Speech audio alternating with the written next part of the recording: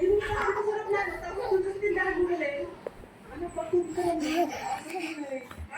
Tubig, magkano ha? 100 pesos na. Okay, umupo tayo na maayos dahil malapit na po tayo mag-landing. Ayun, malapit na tayo. Teka lang. Asa si Brianna? Nay, tapos na ako mag-CR. Nay, ba't yung iniwan? Tandaan mo itong ginawa niya sa akin. Slide dong, slide dong. Ali, slide. Anak, sumama ka sa akin. Pupunta tayo sa magkulang. Bakit po?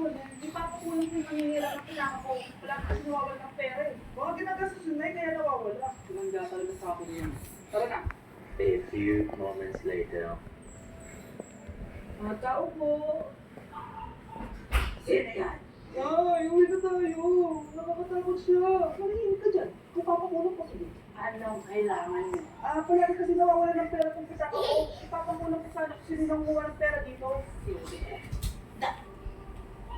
Kung sino man ang kumukuha ng pera sa pitaka niya, ay mapaparusahan. Nay, huwag mo na natuloy. Handa ka sa akin kung sino ka man.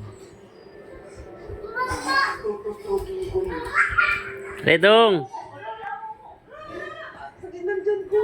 Ito na, tawag sa lakote. Sakit na ulo ko. Ako yung mamumula pera sa pitaka ko. Hindi, Nay. Bakit ko yung sasaktan? Baka may nakain lang ako kanina.